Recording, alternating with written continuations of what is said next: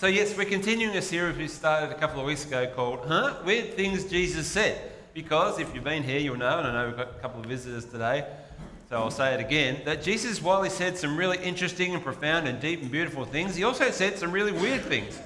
Things that were kind of shocking and hard to understand, and that the original audience sort of went, and we can still do that too today. And today's weird statement is up on the top of the weird statement rankings. Okay, during the week I was catching up with someone and just talking to them, and they asked me what was going to be speaking about this week, and I told him, and his teenage daughter was in the sort of same room, not really listening in, but she heard me say that what Jesus had said, and she looked up from her computer and goes, "What? Did Jesus say that?"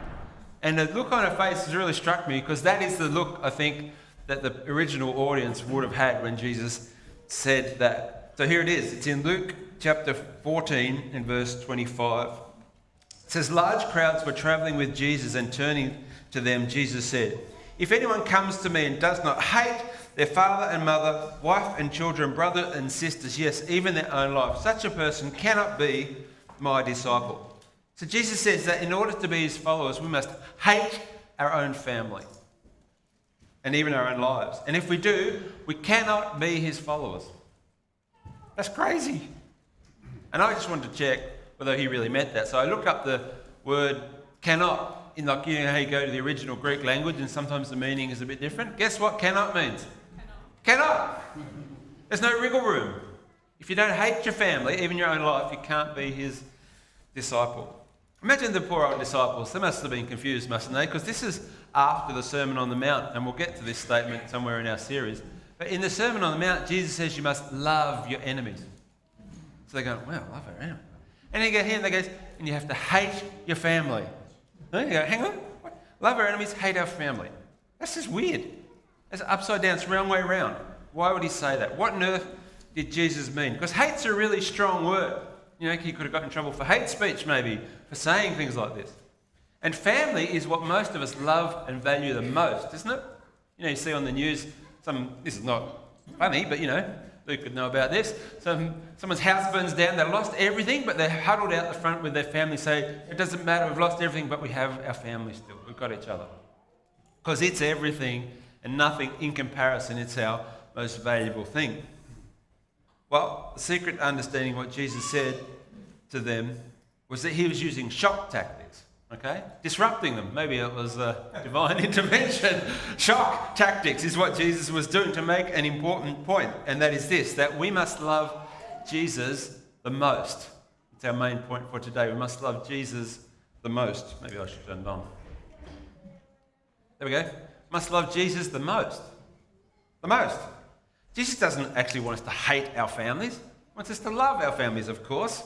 But his point is that not even our love of our own families, as deep and as strong as that is, can come before our love of him. So in comparison, we must hate them. We're to love him even more than we love our own family. More than family.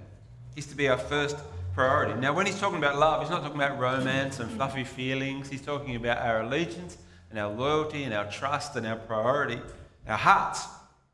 Maybe Matthew's version of this same conversation would help us a little bit more because it turns it around the other way. Matthew chapter 10, Jesus says this, "Anyone who loves their father or mother more than me is not worthy of me." There, that's the point. "Anyone who loves their son or their daughter more than me is not worthy of me. Whoever does not take up their cross and follow me is not worthy of me. Whoever finds their life will lose it, and whoever loses their life for my sake will find us." This is a challenging teaching because family is our sacred cow. You know, you can touch everything else, but you don't touch my family. That's our sacred cow. That's the most valuable, important thing in our lives. I love my family. I feel the same way. If things happen in the world, but my family is sacred ground. But Jesus' point is that our love of family cannot come before our love of him. Cannot be a higher priority in our lives than he is. And sometimes there's a clash in those priorities. Truth is, there are families where to choose Jesus is to be disowned or ostracised by members of your own family or cause tension in that family relationship. And that's the price some people actually pay for choosing Jesus and loving him the most. Jesus knew this would happen. In Luke chapter 12, just back a bit, he said some other strange things that go hand in hand. Luke 12 and verse 51, he says, "Do you think I came to bring peace on earth? No." Well, he did, but he's again making a point. "I tell you, I didn't come to bring peace, but division." Jesus came to divide people. "From now on, there will be 5 in one family divided against each other, 3 against 2, 2 against 3. They'll be divided, father against son, and son against father, mother against daughter, daughter against mother, mother-in-law against daughter-in-law, and daughter-in-law against mother-in-law." Why do you pick mother-in-laws, not father-in-laws? I don't know. Division. Jesus said, "I've come to bring division." That doesn't sound like Jesus, does it? But he knew the reality that having to love him the most would cause division in families and get people ostracized and cause tension. Hands up here if either you or in your family there's been tension because someone decided to follow Jesus and other people weren't happy with it. A bit higher. See? It happens. Still happens when we love Jesus the most. Jesus had tension in his own family. In Mark chapter 3, there's a story where large crowds were coming at the earlier of his ministry, and people wanted to hear from Jesus, and he was teaching and doing things, and it said his own family came along. From Nazareth, they came down to see what was going on, and it says they wanted to see him because they thought, this is crazy, and it literally says in the text, they thought he was out of his mind. But what is he doing? This is just our son, our brother. Who does he think he is? There was tension there because he was about his father's will. And then that overflowed and continued to this kind of famous statement you may or may not have heard of in chapter 12 of Matthew's Gospel. It says, "While Jesus was still talking to the crowd, his mother and brothers stood outside," this is a different time, "wanting to speak to him. Someone said, 'Hey, Jesus, your mother and brothers are outside, they want to see you.'" You think they'd just get ushered in, wouldn't you? From VIP pass to the front. But Jesus replied to the man, "Who is my mother and who are my brothers?" And the guy's going, "Well, you don't know your own mother and brothers? Who are they?" And Jesus says, pointing to his disciples, Jesus said, "Here are my mother and my brothers. This is my family. For whoever does the will of my Father in heaven is my brother and sister and mother." He was radically, and I mean really radically, reprioritizing our understanding of family in the kingdom of God. Not that our families aren't important, but are they the most important? Told you at the start of the service when I said, you don't realise what a radical thing you've done by coming to church. If you say you choose to follow the Jesus way, you've chosen something radical. And so have I. We don't realise that sometimes, the implications. Jesus was also saying that we're to love him more than we love our own lives. More than we love our own lives. He says this in verse 27, after he said you've got to hate your mother and father in your own life. He says, "And whoever does not carry their cross and follow me cannot," is that pesky word again, "be my disciple." This was perhaps the most shocking thing to the ears of those who were there. This statement, even more shocking than the other one. We get shocked by the hate your family, but they would have been shocked by this, frightening to them. Because to them, see, the cross wasn't a necklace. It's a sort of fashion statement. It was an instrument of gruesome death, and they had seen it. Perhaps known people who'd been put to death by the Romans on it, a savagery.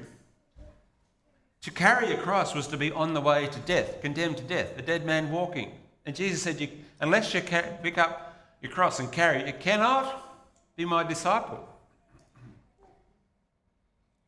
Now, he wasn't wishing suffering and persecution on people and misery, death.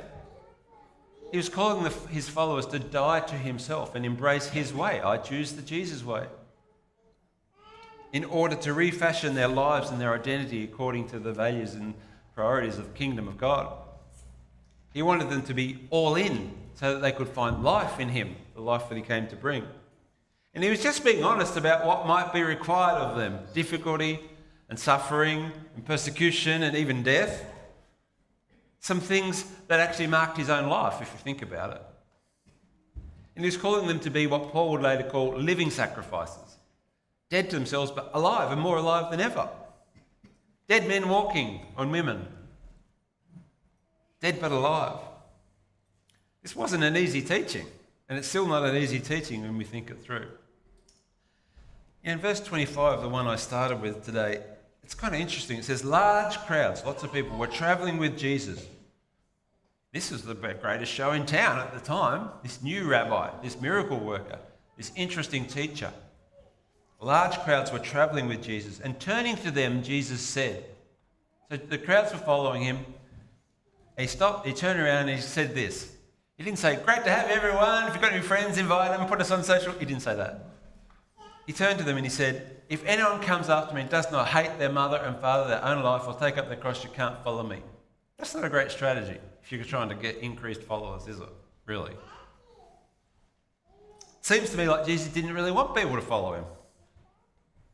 Saw this last week when we talked about eating the flesh and blood. It was a shocking statement to people, and people turned and left, and Jesus let them go. Maybe he was just trying to shrink down the group a bit. Didn't have room on the bus for everyone? I don't know. I do know. Because Jesus did want people to follow him, but this is what he didn't want. He didn't want people to follow him half-heartedly. That's what he didn't want. That's why he did that. He wanted them to make an informed and serious decision about whether they really wanted to follow him, with all the implications of what that might mean. He wanted them to think it through so that they would commit to him wholeheartedly before they started. So he encouraged them to what we call count the cost. You know, you sit down before you take on a project, you work out whether it's going to work, or you should do, whether you can afford it and all that sort of thing, so that you don't sort of get halfway through and sort of not finish. And that's what he says in Luke chapter 14. That's what he goes on to say. He said, suppose one of you wants to build a tower. Now, not many of us probably want to build a tower, so we could say a house or something. Wouldn't you first sit down and estimate the cost to see if you have enough money to complete it? Wouldn't that be a good idea? For if you lay that foundation and not able to finish it, everyone who sees it will ridicule you, saying, this person began to build and wasn't able to finish. What a numpty. Didn't do their work. Be embarrassing. Or he says, well, suppose a king is about to go to war against another king. Won't you first sit down and consider whether he's able with 10,000 men to oppose to one coming with 20,000 and go, actually, maybe this is not a great fight to pick. Won't he send out a delegation and try and work out terms of peace? Because that would be the smart thing to do, to have a think about it and consider it before you commit to it. That's what Jesus was calling people to do that. You know, I have a friend, don't see him so much anymore, but he's a bit older than me, and he's the sort of person who's spoken about his relationship with Jesus to a lot of people and helped a lot of people come to faith. And when he's gone through that process and people have had questions and he's talked to them and they've come to understand who Jesus is and want it and are ready to accept him into their life and embrace the Christian way, and they get to that point and they say, I want to do it. And he says, well, hang on, just before we do that, I just want to check, is there any reason why you think you might not want to do this? And they go, no. And he says, well, let me give you some. And he goes through passages like this about how if you're going to commit, you have to love Jesus the most. This is not a thing you're adding to your life. This is your whole life. And he tries to, in a sense, he doesn't want to talk them out of it. He just wants them to be aware, full disclosure, before they sign up. And I think we get into trouble when we don't lay out the all-in call of Jesus on our lives up front, on people's lives at the start, because we end up playing catch-up. We're forever trying to help people, encourage people after that to be wholehearted when they've started half-hearted. Or we're trying to help people see that they haven't been duped when life gets difficult and they didn't realise what they signed up for. We didn't tell them that bit, that it wouldn't all be easy. We get ourselves into trouble. And Jesus makes this statement, verse 33. It's kind of a summary of everything he's been saying. In the same way, those of you who do not give up everything you have cannot, that's an annoying word, be my disciple. We must love Jesus the most, more than our family, more than our own lives, more than anything, really. More than anything. This is a hard teaching. Because personally, I like my comfort and my security and my family, mostly of the time. Well, yeah, I love them. Yeah, I do like them. I do. I do love you. Okay. Shouldn't have said that. And I don't really like discomfort or suffering or persecution. Not that I've had a lot of that. I don't really want any, frankly. And I can totally understand why people did turn back. Because it wasn't that, appealing. In a lot of ways, if you didn't really understand what he was saying. So I have to stop and ask myself why it's necessary. Why must we love Jesus the most? It's a bit extreme, isn't it? Above your family, above everything, above your own life. Couldn't there be a watered down version? Christianity light? Well, there's a few reasons, I think. One is, it's how he loves us. He loves us wholeheartedly. He loved us wholeheartedly, gave his life for us, gave everything for us. It's the same way. So he's only really calling us to love him the same way he loved us. And he wants a great relationship with us. And great relationships take both parties to be fully committed. If there's only one, it's not a great relationship. And it's how we find life. That's what he says. Whoever loses their life for my sake will find life. And this is the truth. This is a great irony of the Christian way. It's dying to ourselves and surrendering to him that we actually find life in our lives. True life, now and forever. We find things that we can't find elsewhere, a sense of meaning and purpose and God's presence in our lives. As we spoke last week, we said only Jesus saves us, only Jesus satisfies us, and only Jesus sustains us for life. That's what we find. So he's actually calling us towards our best life. And it's the right response. It's not a matter of whether we like it. It's actually the right response. Because if you understand who Jesus is, the King, the Lord of heaven, the Creator God, then the right response to that is not to say, I'll think about it. It's to fall into submission. When you come under authority like that, there's only really one response, to fall into submission to him. Because when you realize he's a good and a trustworthy King, the right response is to just align your life under him. And it's always been the call, first commandment, no other gods before me. The Israelites, and then Jesus repeated this, the greatest commandment, love the Lord your God with all your heart and all your soul, wholehearted, all your mind, all your strength. All in. It's not because he's authoritarian that he gives a command, you have to love me fully. It's because he's trying to align us with the reality of who he is and how the world works and how our lives work best. And it's how we love better too. Because when we love Jesus the most, we love other people better. I know this should be true in my own life. When I'm actually walking closer with Jesus, I'm a nicer person. And when I'm not really walking so close with Jesus, I'm not that nice, am I? So I'm just not as nice. So when I'm fully, really walking closely and Jesus is, in a sense, I love Jesus the most, I'm actually the best version of myself. And I'm freer to love others from a place of security and wholeness and peace in my own life, and I'm more loving to others, family and friends and other people.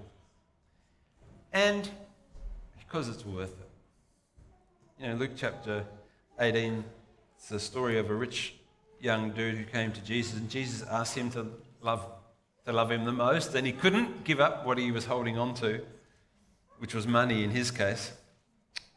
And when the guy walked away, Jesus let him walk away, like we've been talking about, because he wouldn't embrace Jesus fully. And Peter says to Jesus when he saw that guy walk away, Lord, we've left everything to follow you. Were we stupid to do that? Because this other guy wasn't prepared to leave everything. And truly I tell you, Jesus said, of course you should leave everything to follow me. I'm the king. No, he didn't say that. He's very gentle. And he could understand just this question that was on Peter's heart. Lord, is it worth it? Truly I tell you, Jesus said, no one who has left home or wife or brothers or sisters or parents or children for the sake of the kingdom will fail to receive many times as much in this age and in the life to come. It's worth it to love Jesus the most. This is a challenging teaching, but thankfully the application is really simple because it's kind of the same as the main point. We should love Jesus the most. It's how we should live. That is the Jesus way. Love him the most. more than we love our security and our comfort and our safety, more than we love all the good things in our life, as good as they are, that vie for our attention, we have to give him the primary loyalty and trust and allegiance of our hearts and our lives, and our worship and our trust. You know, that long reading that Robin gave us was after Jesus was resurrected and Peter had failed him, and they went out fishing up on the lake, the Sea of Galilee, and they couldn't catch any fish, and then Jesus came along and said, "Hey, try the other side of the boat," and they did that, and they caught 153. Someone was counting, must have been an accountant in the boat there, and they realised that was no ordinary happening, and that was Jesus on the shore, because he'd done that sort of thing before. And Peter jumped in and swam to the shore, and they had breakfast, and it's kind of quiet because Peter's got this elephant on the beach that he hadn't addressed. And Jesus begins to address it. "Do you love me, Peter? Do you love me more than these?" Now, whether he was talking about more than these fish that provide all your income because you're a fisherman and you have boats, or whether he meant more than these guys love me with the other disciples, or do you love me more than you love these guys? Or he was just probing into what Peter loved the most, making him think about it, making him not just give a flippant answer. And I just think that that's the question that Jesus poses to all of us today from this text. Do you love me? Do I love Jesus the most? Do you love Jesus the most? More than family, more than your own life, more than anything else. Your money and your sport and your work or whatever it is. It's not something we should answer flippantly. Say, yeah, I love Jesus the most. I think he wants to probe us. Probe our hearts. Because our hearts are like slippery eels. They move. You think you've got them, and they deceive us. How can we know if we love Jesus the most? I was thinking about that. It's a great question to ask, but how do I know? I can just say, yeah, I think so. Well, I think it comes out in our priorities. Where do I spend my time? What do I do with my time? Where do my thoughts and my money, where do they go? Where's the default? Where do they go to? What do I spend them on? What is my relationship with him like? Is it sort of close? Do I pray and listen? Do I worship regularly? Do I learn and spend time? And how do I feel about him? And I said it's not about fluffy feelings, but there is an element of which, if you love someone and if you love Jesus, there's an element. It should be a bit exciting. Should be a bit of joy, a bit of can't wait to learn more, to worship, to be with his people. How do I feel? So a great follow-up question is this: what can I do to grow in my love of Jesus? To keep it fresh? How can I reorient my heart, my priorities, and my time towards him?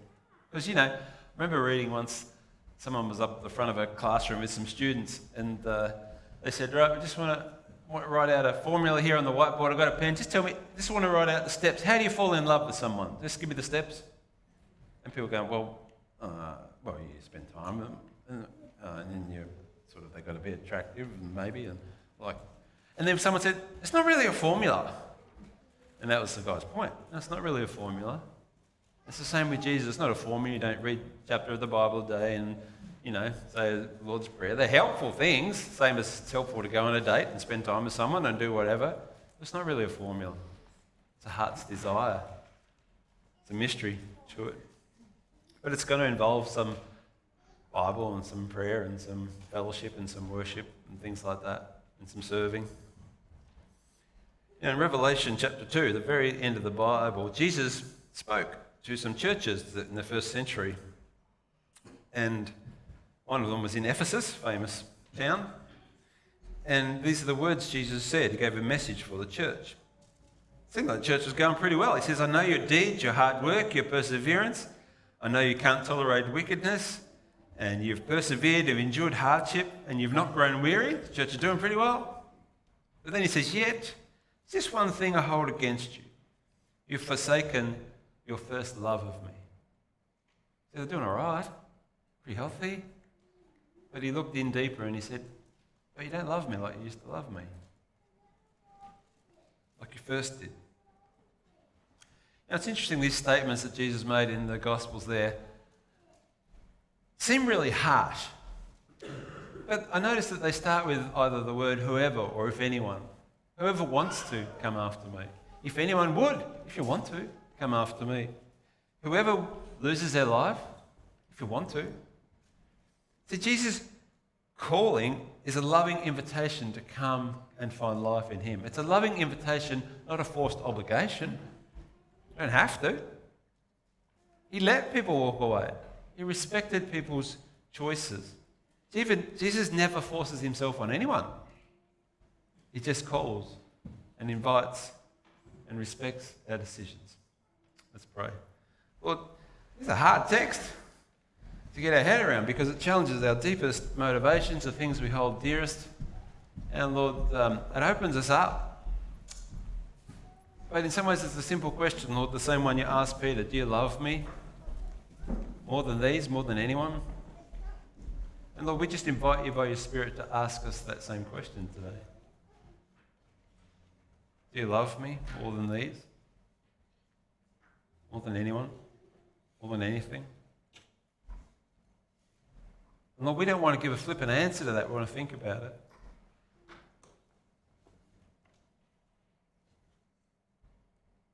I just wonder, what would your answer be? What would my answer be? If he was actually asking us, physically here asking us, but we believe he is asking us that by his Spirit, from this text. Well, our hearts are kind of like those slippery hills. Sometimes we feel like, yes, I love you, Lord, more than anything. And other times it's like, well, I don't know what happened, but perhaps I have lost priority. Perhaps I have got sidetracked. Perhaps something else has taken that place in my heart, that first place. And so, Lord, today, if you want to, just in a sense, even visualize just putting him first in your heart, in your life. And say, I do love you, Lord. I do love you most. Don't always live that way and I get distracted, but Lord, I do. And I want to love you more. I want to grow in my love of you. Lord, I pray that would be the prayer of all of our hearts. And I pray that by your Spirit you would encourage us towards loving you the most. Because that's when we find life. That's when we love others better. That's when we're aligned with reality. So I pray it would be our reality. In Jesus' name. Amen. All right, you stand, sing one more song, then stay, have a coffee and have a chat. I'd love to talk to you about this if you want to. Jesus said some weird things, but they were intended to bring us life to our lives. Bless you. Stand and sing.